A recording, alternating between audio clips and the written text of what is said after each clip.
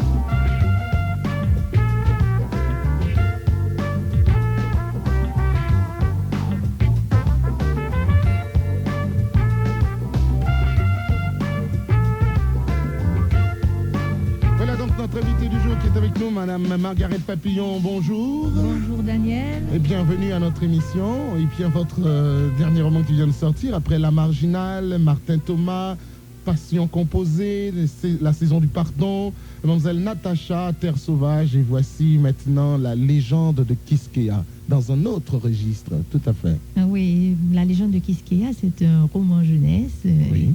Et c'est mon tout premier. Et oui, j'espère vivement que vous allez continuer. Je suis d'entrée de jeu là, tenter de vous dire merci pour cette petite merveille. Oui, il y a tous les ingrédients et je crois quelque part que je suis en train aussi de partager avec vous votre revanche sur le club des 5 et tout cela, les 4 races. Moi, c'était surtout les 4 races. Et pour une fois, là, on a pu avoir quand même quelque chose, un roman de jeunesse qui parle de jeunes Haïtiens, qui parle de l'histoire d'Haïti et tout cela aussi. Voilà, c'est comme un tour d'horizon sur toute la période précolombienne aussi. Et je crois que les jeunes vont beaucoup aimer ça. Mm-hmm. Mais il y a tout un mélange là-dedans. C'est l'aventure. Voilà. Et il y a aussi des moments vraiment féeriques aussi, la magie, ce mélange de tout cela aussi, l'amour. Comment vous faites tout cela? Bon, moi je peux dire que je sais pas très bien parce que ça sort et quand ça sort je peux pas retenir. Alors, je laisse courir la main. Des fois, j'ai l'impression qu'elle est même indépendante de moi, qu'elle court toute seule. Et c'est après, quand je relis, je me dis, bon, est-ce que j'ai écrit tout ça? Oui, là, mais je suis tenté de dire, c'est dommage, parce qu'on aurait bien aimé pouvoir avoir une formule pour que Margaret Papillon puisse nous produire plusieurs romans comme cela. Et nos jeunes seraient vraiment très intéressés. Et je crois que j'y ai pris goût et j'ai déjà un nouveau roman jeunesse en chantier. Tant mieux. Et ça fait le bonheur de mon éditeur, Wednesday Saint-Éloi, qui a beaucoup aimé lui aussi La légende. Quelle merveilleuse idée il a eu de pouvoir faire cette vraiment cette collection pour les enfants, parce que franchement, ici, on n'en a pas vraiment histoire pour enfants, pour jeunes aussi, et là, c'est bien fait. Margaret Papillon, vous avez donc pris là-dedans pour faire vraiment un cocktail. On peut se servir de ce roman comme matériel didactique aussi à l'école. Oui, au fait, nous voulions en faire un matériel didactique tout de suite, mais cela n'a pas été possible et je crois que ça va se faire à l'avenir. Nous allons inclure des illustrations, peut-être un petit questionnaire pour que les étudiants entre 12 et 17 ans puissent vraiment découvrir le texte et pouvoir mieux l'apprécier aussi. Et parce que ça parle de nous, ça parle d'un pays qui souffre, qui a besoin de nous, qui a besoin de tous ses fils pour pouvoir sortir de cette longue maladie et sortir du déboisement, tout ça. Alors, c'est un texte pour moi qui est aussi très important. Oui, et je pense que votre revanche, il y a beaucoup de gens qui devaient donc la partager parce que il y a tellement de choses aussi à se faire à partir de cela. Ce serait peut-être le premier dessin animé haïtien.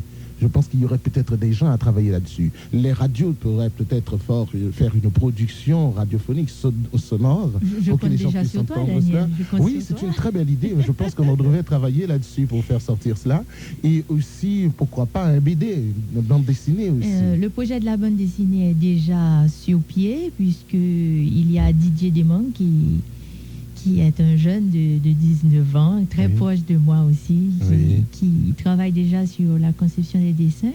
D'ailleurs, mon éditeur, Rodney Saint-Éloi, est déjà très content de ce pas-là. Et il y a beaucoup de projets pour la légende de Quisqueya. Et j'espère que ça ne va pas s'arrêter là non plus. Très bien. Alors là, maintenant, les auditeurs sont en train de se demander de quoi vous parlez là. Et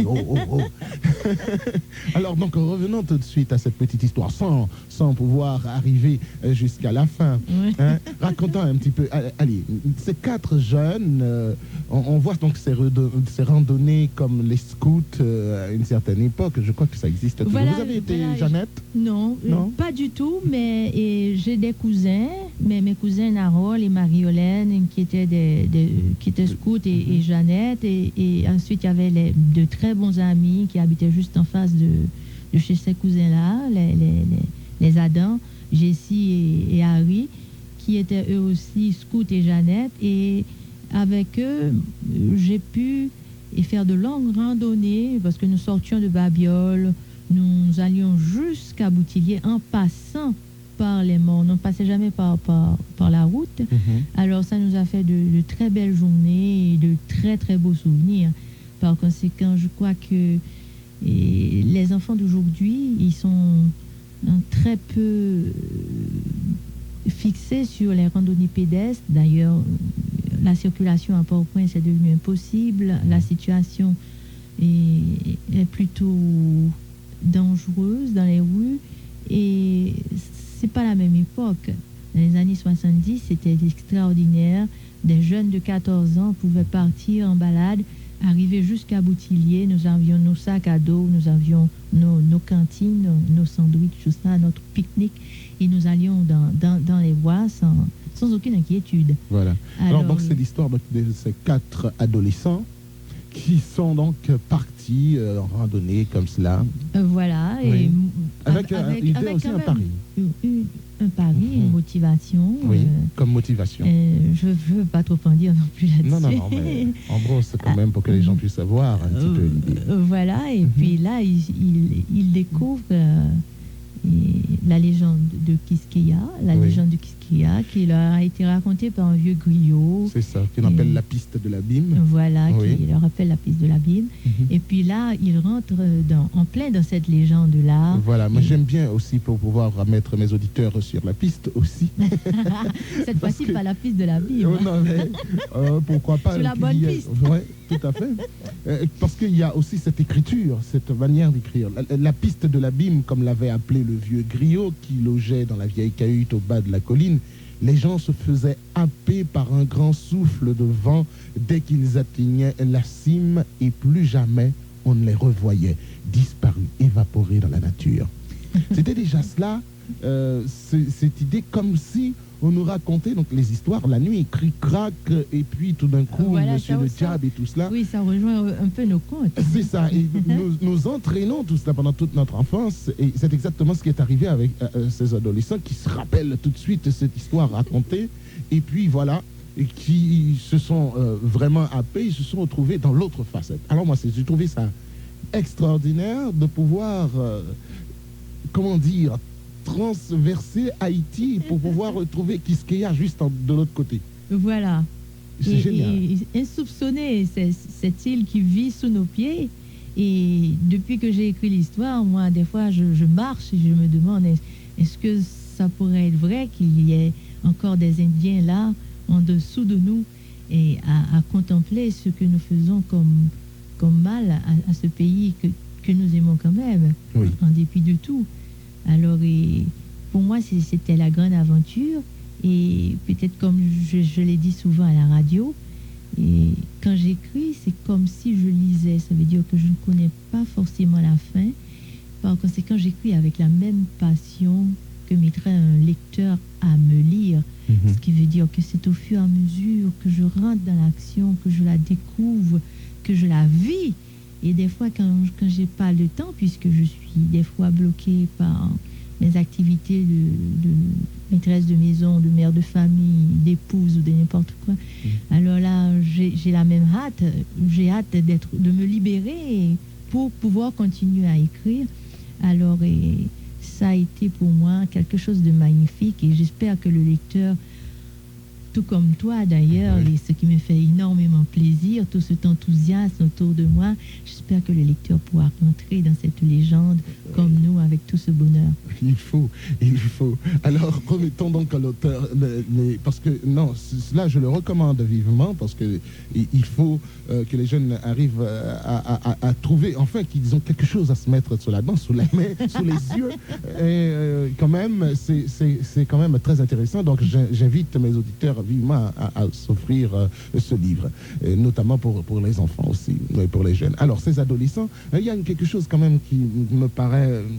Je me suis dit quelque part, ouais, mais quand même, ils sont tellement futés pour leur âge, ils savent tout, ils citent le docteur Daniel Mathurin, et ils connaissent l'histoire d'Haïti par cœur, leur géographie tellement bien, ce sont des petits génies. Eh bien oui, mais chacun de nous a été un petit génie, peut-être un génie méconnu, mais je crois que n'importe quel jeune qui est scolarisé peut arriver à ce niveau-là, s'intéresser à ses études, essayer le plus possible. Bon, moi, comme j'ai été plutôt une élève studieuse et aimant beaucoup lire, par conséquent, je crois que c'est intéressant d'avoir des connaissances générales. Oui. Et à 14 ans, quand même, vous n'allez pas vous intéresser à l'Atlantique pour citer Daniel Mathurin. Je crois que les jeunes de 14 ans maintenant connaissent les tyrannosaures, tous les dinosaures de Jurassic Park, ils ont des connaissances générales. Et avec le Nintendo ou d'autres jeux vidéo, ils connaissent des tas de choses. Mais en général, en Haïti, on se dit, bon, ce sont des enfants, ils n'ont rien à dire. Oui. On ne leur donne pas la parole. Parce que moi, je leur parle, je les écoute, je les entends. D'ailleurs, quand j'ai fini d'écrire la légende de Quisqueya, moi, je l'ai passé carrément à des jeunes de 17 ans et je les ai entendus. D'ailleurs, il y a certaines parties du livre qui ont été modifiées, rien que parce que j'ai trouvé que leurs propositions, ce qu'ils me proposaient, était juste, était bien. Alors, par conséquent, moi, ça a été tout un plaisir pour moi de me dire, bon, c'est vrai, voilà, je peux changer ça. Et d'ailleurs, des fois, j'ai dû les appeler parce que je ne savais pas comment ils ont écrit taekwondo ni Kyokushinkai. Alors là, c'est pas tellement ma bosse, les arts martiaux. Alors, j'ai beaucoup communiqué avec eux et moi, je trouve qu'ils sont passionnants. Mais c'est dommage qu'en Haïti, on se dit, bon, ce sont des enfants, taisez-vous. Il n'y a pas moyen qu'ils s'expriment. Mais je crois qu'ils savent beaucoup de choses et ils voient beaucoup de films.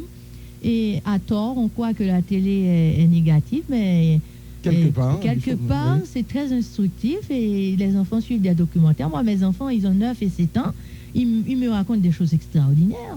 Comment un anolis peut attraper un moustique, n'importe quoi, mais ils ont vu ça à la télé. Oui. Par conséquent, l'important, c'est de suivre le programme. C'est ça, et pouvoir bien l'utiliser. Pour pouvoir bien l'utiliser. Alors, à ce moment-ci, à 14 ans, 15 ans, mais écoute, Daniel, à 15 ans, on était en 3e.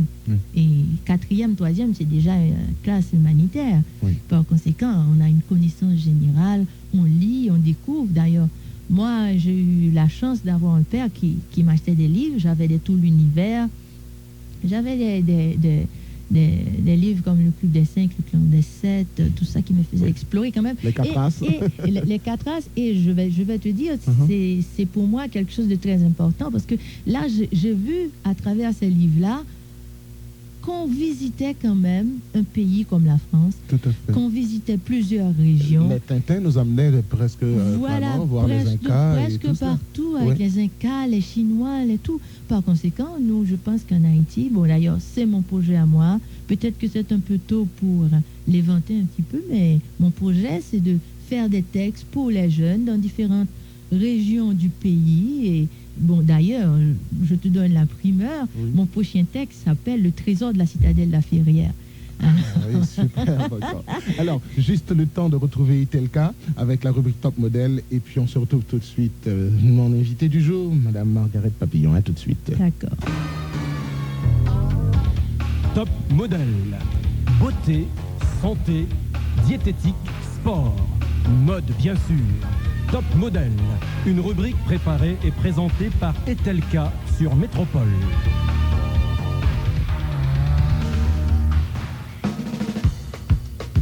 Nous parlons aujourd'hui d'un designer japonais mondialement connu, au confluent de l'Orient et de l'Occident. C'est le plus japonais des Parisiens, le créateur de mode Kenzo. Si Prada, Gucci, Chanel restent les marques préférées des femmes japonaises de 30 à 40 ans, en Occident, c'est Kenzo le pionnier en matière de mode orientale. Il fait un malheur. Aujourd'hui, les échanges entre la France et le Japon sont multiples et Kenzo a été le premier à créer un pont entre son Japon natal et Paris, sa ville d'adoption. Il a apporté aux Françaises cet Orient extrême qui ne cesse de nous influencer de la mode au design. Enfant de Kyoto, il nous enivre de son imaginaire. Tout un monde de couleurs où le soleil brille, même en hiver. Ses tissus frissonnent comme les feuilles en automne. Il nous fait découvrir une nouvelle palette de couleurs, toute japonaise. Kenzo nous dévoile la pureté et la simplicité du jeu du noir et du rouge, couleurs des lacs du Japon. Ses coupes sobres aux emmanchures larges, comme celles des kimonos, sont une véritable révolution. Kenzo aime à dire qu'il n'aurait jamais pu s'exprimer ailleurs qu'à Paris, mais voyageur infatigable, il nous impose sa propre vision du monde. Sa jungle s'inspire du folklore de tous les pays, son dynamisme, sa joie de vivre et son humour se traduisent dans toutes ses collections. Aujourd'hui, Kenzo, c'est aussi Kenzo Homme, Kenzo Jean, Kenzo Jungle, Kenzo Maison, Kenzo Parfum.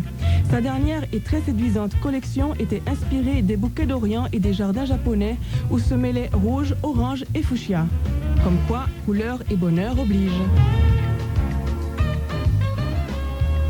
Merci, Etelka. On se retrouve demain à partir de 9h20 pour votre rubrique Top Modèle. Alors, je reviens donc tout de suite à mon invité, Madame Margaret Papillon, qui vient donc de sortir un roman jeunesse, comme on pourrait l'appeler, donc La légende de Quisqueya, dont on parlait tout à l'heure, avec cette randonnée, ces enfants qui se sont trouvés happés par le souffle et qui se retrouvaient donc de l'autre côté de l'île, donc sous nos pas, et qui est donc Quisqueya. Quisqueya et Haïti. Et là, avec les Indiens, on retrouve donc, c'est l'histoire d'Haïti qui recommence là, parce que c'est une étape, j'ai l'impression, qui a été très mal abordée dans l'histoire d'Haïti. On se réfère tout simplement à J.C. d'Orsainville, qui n'a pas été trop approfondi. Trop voilà. approfondi. Les gens ne Mais savent pas vraiment. Peut-être que c'est parce qu'il n'y a plus d'Indiens, il n'y a plus personne pour les défendre. Et moi, j'ai toujours pensé que nous leur devons quelque chose, parce que cette terre, avant d'être la nôtre, avait été la leur. Alors, je crois que même par égard, pour ce peuple docile, pacifique et extraordinaire qui a habité cette terre, nous devons prendre soin de ce pays. Nous devons nous dire chaque jour, ben, écoutez, on nous a passé quelque chose, c'était pas à nous, mais il faut bien qu'on la garde en vie et en bonne santé, quoi. Par conséquent, pour moi, la période indienne, d'ailleurs, c'est une période de souffrance énorme. Et ça a été un génocide effrayant aussi, qu'il ne faut pas oublier. Oui. Parce que très souvent, on parle d'Hitler et de ses 8 millions de juifs, mais on ne parle jamais des conquistadors et des 70 millions d'Indiens tués pour rien. Alors, moi, j'ai trouvé ça beau d'inventer pratiquement ces Indiens qui ont trouvé refuge dans un revers de médaille de cette même île. C'est ça. Et qui se disent, tiens, les Espagnols ont cru nous éliminer, mais nous sommes là. Justement. en sécurité. Et je retrouvais aussi la princesse Anacaona. C'est même superbe de retrouver la princesse Anacaona au lieu de la reine Anacaona. Et puis, c'est la petite fille.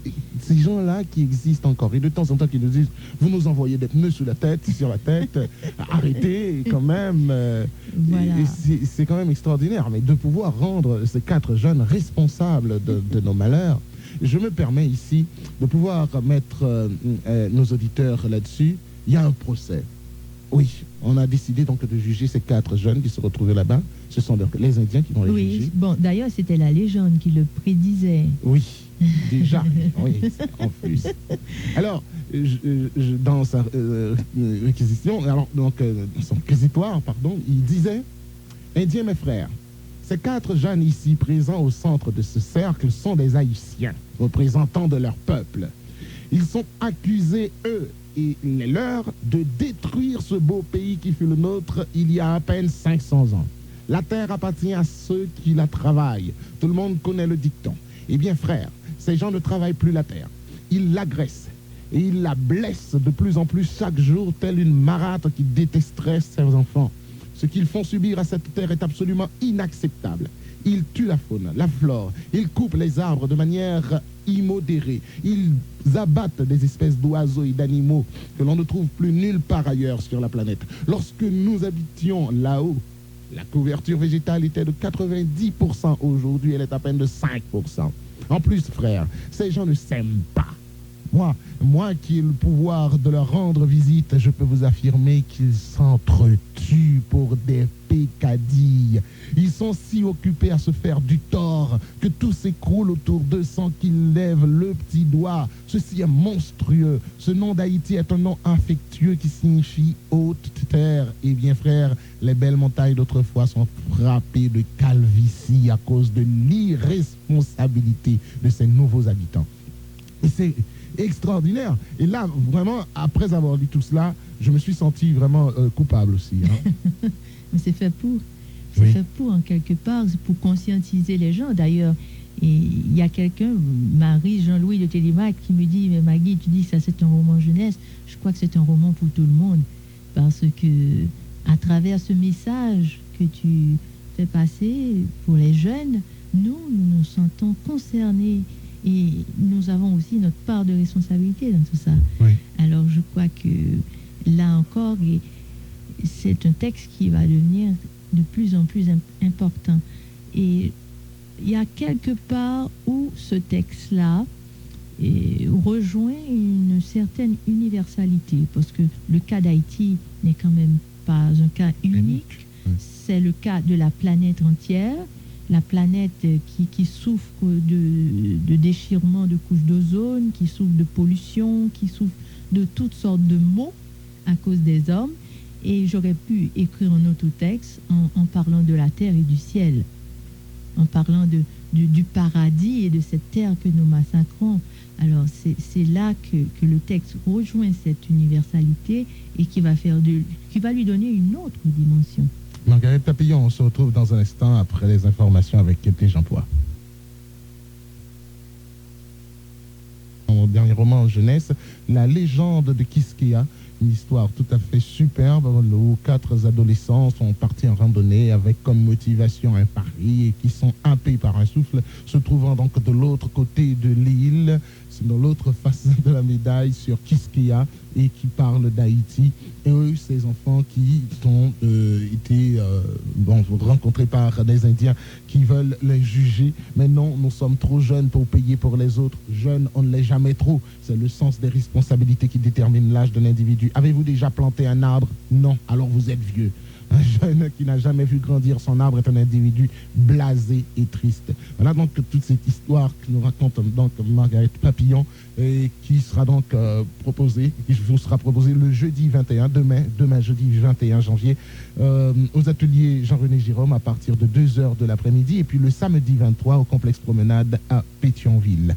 Alors donc nous revenons tout de suite à ce roman, Madame Margaret Papillon.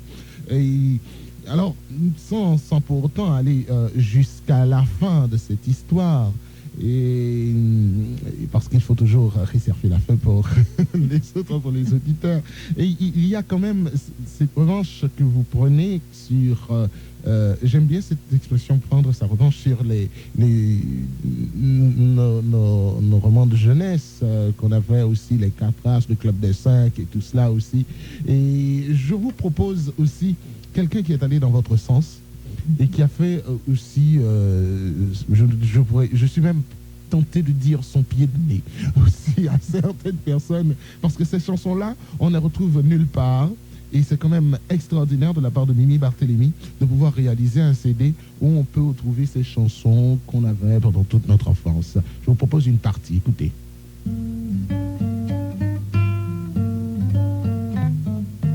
Camadamouino, Camadamouino, pompote garçon sous dos. Camadamouino, Camadamouino, pompote garçon sous dos. Camadamouino, Camadamouino, pompote garçon sous dos. Camadamouino, Camadamouino, pompote garçon sous dos.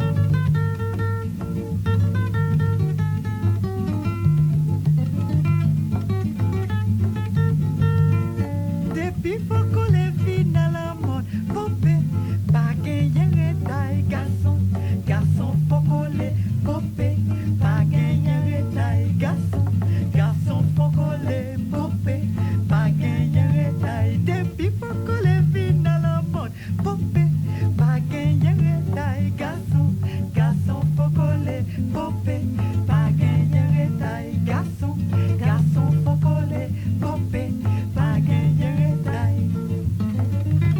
Voilà un peu donc des chansons connues pendant toute notre fosse, mais maintenant bien présentées par Mimi Barthélémy, qui nous disons merci aussi. Voilà, maintenant, revenons pour parler de cette maison d'édition, Rodney Saint-Éloi, un fou, si je peux m'exprimer ainsi, qui a eu donc cette merveilleuse idée de faire une collection Enfants d'Haïti. On a pu avoir déjà deux sorties, et notamment le livre de Georges Castra aussi. Et dans cette collection, donc, enfin, il y a eu donc... comment est née cette idée pour la légende de Quisqueya? J'ai rencontré Rodney le 31 août dernier à l'Association des écrivains. Nous recevions Madame Christiane Diop des éditions Présence africaine qui se situe à Paris. Et Rodney m'a dit qu'il est en train de monter une collection qui s'appelle Enfants d'Haïti. Est-ce que j'aurais pas un texte capable d'intéresser les jeunes entre 12 et 17 ans? Je lui ai dit, mon cher, j'ai un texte. Il me dit, mais donne-le-moi. J'ai dit, non, c'est là, c'est dans ma tête. Alors là, il me dit, ah non, moi j'ai besoin de quelque chose de plus concret que ça. Je lui ai dit, mon cher, moi j'ai un texte que j'ai envie d'écrire, ça fait des années, je peux plus dire combien, mais j'ai tellement de choses à écrire que j'ai jamais privilégié ce texte-là, mais je me suis toujours dit, il faut que je l'écrive.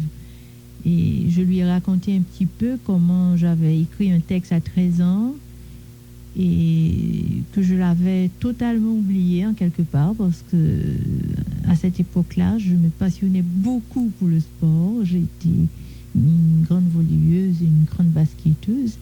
Alors je négligeais tout pour le sport, sauf mes études bien sûr. Et puis là, j'ai oublié le texte. Et ce n'est qu'à 18 ans, 5 ans plus tard, qu'en fouillant dans une vieille armoire, je l'ai retrouvé. Et là, quand je l'ai relu, j'ai trouvé ça vraiment mièvre.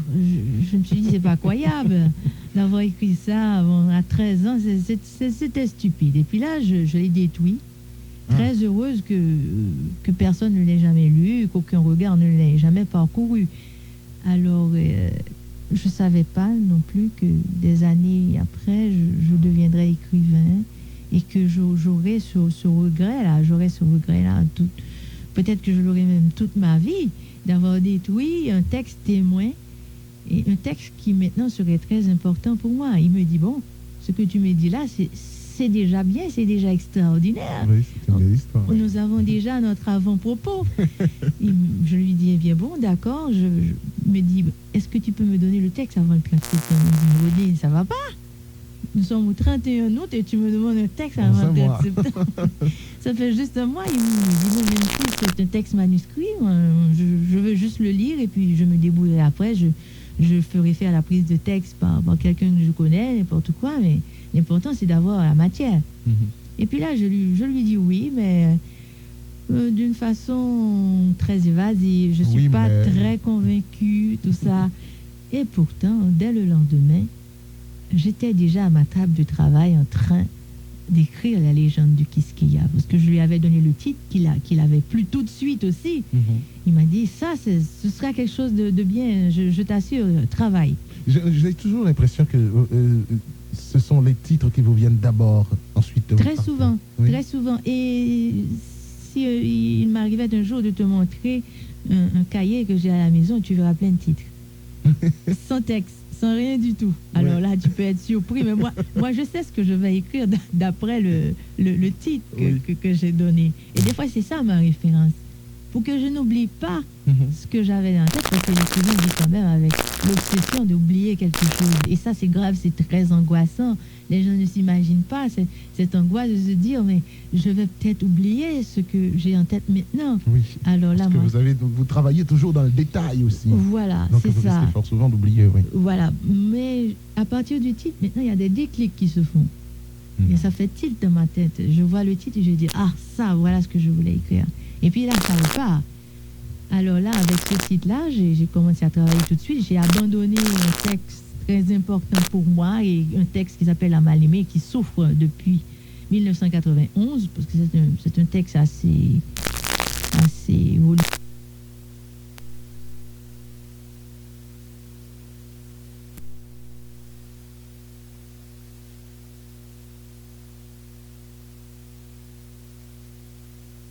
coûteux. Par conséquent, j'ai abandonné encore une fois La Mal-aimée et je me suis mise à travailler sur la légende de Quisqueya. Ça a été vraiment quelque chose de très passionnant, de très excitant. Et le 22 septembre, c'était le jour où on a annoncé que Georges, le cyclone, Oui. allait frapper Haïti. Et ce jour-là, j'ai appelé Yasmine Léger, celle qui tape pour moi les textes en général. J'ai dit, Yasmine, j'ai un texte à remettre à Saint-Éloi avant le 30 septembre. J'ai pas terminé l'écriture. Est-ce que tu peux, entre-temps, le taper pour moi? Elle me dit, ma chère, ça tombe bien. Je sors du travail à midi parce qu'on nous a renvoyé plus tôt pour pouvoir faire un petit marché là, en prévision du cyclone. Par conséquent, je vais me mettre à taper pour toi et puis de la journée de demain, je serai à la maison, je pourrai faire le travail pour toi. C'est elle qui a eu la grande surprise aussi, en écrivant ce texte justement dans ce contexte-là. Je crois que ça a été quelque chose de très spécial parce Oui. que quand même un texte que je termine en plein cyclone, en pleine bourrasque, ça a été quelque chose d'extraordinaire. Et Yasmine a beaucoup travaillé. Et elle m'a appelé le lendemain, elle m'a dit que je suis en train de la faire souffrir parce qu'elle veut connaître la fin de l'histoire et qu'elle ne l'a pas encore. Oui. Alors là, je lui ai dit 5-6 heures du soir, ça c'est sûr, j'aurais terminé. Il me reste à peine une douzaine de pages. Une douzaine de pages qui sont devenues une vingtaine de pages. Mais quand même, à 5 heures de l'après-midi, sous une pluie battante, j'ai pris mes enfants avec moi et je suis descendue lui apporter le reste du texte. Le lendemain 24, Georges était passé. Georges avait beaucoup détruit, mais mon texte était debout. Elle m'a appelé et elle m'a dit, viens le prendre, commence la correction, rapporte-le-moi plus tard, je rentre la correction et puis on fait un travail plutôt correct avant de le remettre à Rodney. C'est ainsi que nous avons travaillé dessus et j'ai pu le remettre à Rodney le 28. Et puis ensuite, pendant que Rodney était en train de le lire, je l'ai encore revu, j'ai travaillé dessus. Madame Anne-Marie Désert l'a fait un travail de correction. Au fait, ça a été un moment magnifique, un moment merveilleux avec toute cette équipe autour de moi. On a travaillé sur cette légende comme des fous. Et 3 mois plus tard, la légende, elle était vivante. Le 23 décembre, mais d'ailleurs c'est la première fois qu'un de mes livres sort aussi vite. Parce qu'en général, ça prend 2-3 ans. D'ailleurs, pour la mal-aimée, ça va prendre peut-être 10 ans. Oui. Mais là, Parce que vous avez d'autres légendes à travailler, encore d'autres histoires comme ça aussi. Il faut le dire. voilà, alors Mais ça a c'est été une- bien. ça a Oui, été c'est bien. une très belle histoire et c'est pour ça que l'histoire est encore ici à l'intérieur de ce roman, tout à fait magnifique aussi.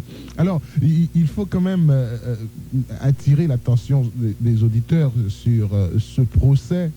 Alors, où l'inquisiteur, si j'ose l'exprimer ainsi, donc l'Indien qui se tient devant ses 4 enfants et qui dit « Pour que la prophétie se réalise, pour que la légende de Quisqueya devienne une réalité, l'île de Quisqueya se doit de tout mettre en œuvre afin de sauver l'île d'Haïti de la plus grande des catastrophes qui la menacent, son propre peuple. Ses propres héritiers, les cyclones, les typhons, les raz-de-marée sont incapables de détruire autant que peuvent le faire les Haïtiens. » Ah, donc comment cela s'est terminé? Eh bien, chers auditeurs, voilà, eh bien, il suffit donc de vous procurer ce roman, La légende de Quisqueya, une très belle couverture. Oui, oui. Bon, mon slogan d'ailleurs, c'est un petit livre vert pour une Haïti verte. Je crois que les gens vont beaucoup aimer la couverture aussi. Oui. En fait, nous avons travaillé pour le bonheur des lecteurs. Et ça, c'est quelque chose d'important. Oui, la mise en page aussi, les écritures sont très espacées et très bien présentées, donc il n'y a voilà. vraiment pas de problème, c'est un régal. Je regrette que Rodney Saint-Éloi ne soit pas là avec moi parce que lui, il aurait pu dire aussi Oui. toute la magie qu'a créé cette histoire, tout le bonheur aussi qu'il a eu à la lire et toute l'excitation qu'il a eu aussi pour la faire sortir parce que ça a été comme un engouement général et ça a donné quelque chose de vraiment de merveilleux. Alors donc le rendez-vous est pour demain jeudi 21, à partir de 2h de l'après-midi, Voilà. aux ateliers Jean-René Jérôme, à Champ-de-Mars, au Champ-de-Mars, l'étage du restaurant, la table La ronde. table ronde, c'est ça. Et puis le samedi 23, au complexe Promenade à Pétionville, Oui, ce sera donc à partir de 10h du matin jusqu'à 1h de l'après-midi. jusqu'à 1h de l'après-midi. Et bon, on peut se permettre de parler aussi du prix, 50 gourdes seulement. C'est un cadeau. Oui, et nous voulons faire un cadeau à ce public, à ce jeune public.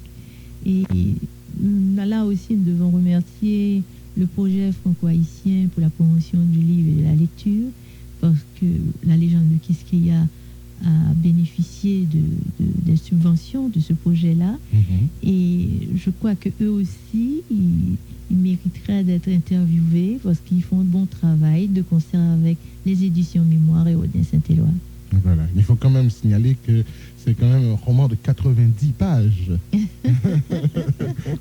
Les gens ne pensent pas que ce soit un petit livret comme ça. Et Voilà, c'est très pour intéressant. 50 gourdes. Et puis j'attends tout le monde. J'aimerais que tous ils viennent pour fêter cette belle légende de Quisqueya. Voilà, Madame Marguerite Papillon, merci infiniment de Merci votre à invitation, toi d'avoir aussi, répondu à Daniel. mon invitation. Et bien, oui, pour pouvoir continuer dans cette même lancée avec Mimi Barthélémy, on écoute quelques phrases aussi de sa musique Qui est-ce qui. Qui laisse Merci qui encore. voit le courir derrière moi. C'est Wani, si malo cap courir derrière, si malo oui. Et wa, si malo dip dip dip dip oui, si malo oui. Et wa, si malo dip dip dip dip oui, si malo. Qui laisse qui voit le courir derrière moi. Johanna, si malo cap courir derrière, si malo oui. Et wa, si malo dip dip dip dip oui, si malo oui. Et wa, si malo dip dip dip dip oui, si malo. Qui laisse qui voit le courir derrière moi. Olivia, si malo cap courir derrière.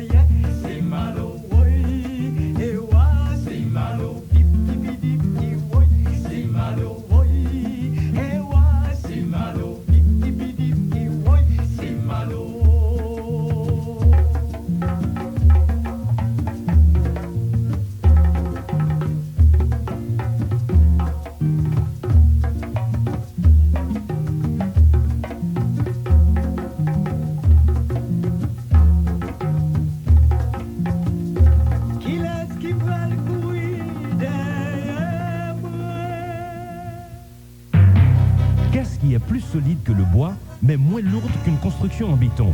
C'est évidemment les structures métalliques